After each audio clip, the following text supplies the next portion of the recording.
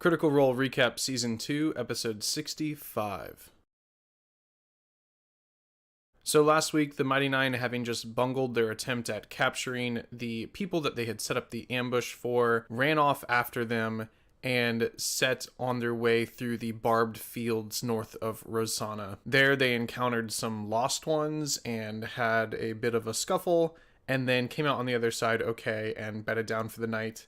And that's where we picked up this week's episode, with them doing their usual trading off on watches and just resting up for the night. They began travel early the next morning and continued to try and keep tabs on this person that they were chasing down, the drow who had escaped them through scrying. Jester did manage to scry on him once and saw that he was in a rainstorm, much the same that they were in, and seemed like he wasn't too far off. So the Mighty Nein believe that they are catching up to him, or at least that he's not terribly far away at the moment. They fight some flying creatures that are bathed in shadow and dripping with shadow.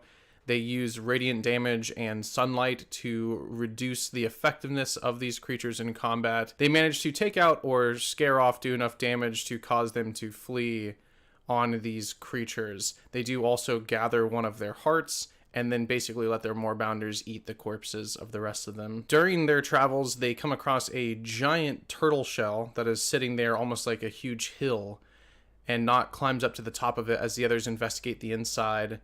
And at the top, Knot sees some sort of very large tower off in the distance, which they later decide to head in that direction. Inside of the shell, they find some recent corpses that it looks like the moorbounders had found, killed, and eaten. They set off in the direction of this tower that they noticed. They eventually ended up making it to this, what they thought was a tower, but they discovered was like a 300, 400 foot tall tree. Caduceus, while near it, communed with his goddess to ask if it was her doing, and she basically said yes. And apparently what we learned through Bo's religion check and through Caduceus's conversation with his goddess is that this was the remnant of the calamity where all the gods fought, and it was a seed that she left in what was the most barren location on the planet. They didn't go to sleep, and Caduceus has a dream of his wild mother, where she shows him what looks like this forge that he's been looking for. At least it shows him a dark iron anvil and this strange location where he could possibly go find it. So this thing that he said he has been looking for, it looks like his goddess has now granted him a vision of where it might be, a rough location for it. Directly after we hear about this dream from Caduceus, we then hear about a dream that Ford is having on the same night. In this dream, Ford is once again visited by Uk'otoa, who begins saying his single word commands like return and release, and is being very intimidating. However, while he's giving his one word speeches, a light starts to emanate from within the eye itself that Uk'otoa always uses as its imagery in front of Ford, and a gap forms, like a doorway forms with light seeping out of it. And then Ford is beckoned in by some female warm voice that Ford doesn't recognize. Despite Uk'otoa controlling water to try and prevent him from swimming through it, Ford manages to swim through this little hole that was created in Uk'otoa's eye, and Ford finds himself in some place surrounded with greenery, looking up at a warm face. And she says to him that his will find you again soon, but for now you can rest. So Ford manages to finally get some sleep, while Caduceus also manages to get a nice restful night.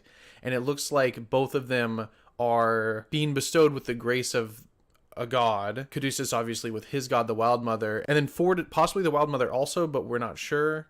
But definitely looks like Ford is finally starting to get some help from a god that isn't this very evil seeming presence of Uk'otoa. Jester sends off a message to Kiri telling her that she misses her, and Kiri responds back, I miss you also. Bo and Yasha share a moment that night where they talk about their troubles and losing loved ones, and then they wake up in the morning and basically start climbing the tree. Ford and Jester has a little bit of a more difficult time, but Ford does jump out of the tree to save her. Together with the use of Featherfall spells and Thunder Step, they do eventually manage to have Ford, Jester, and then Bo, who just springs right up the tree with lots of high rolling acrobatics checks. And then through the use of other various magical effects, they all manage to make their way to the top, the canopy of the tree, which is about 400 feet up off the ground. Once there, they start to make their way to the other side, some of them do, and they basically get their bearing of the land.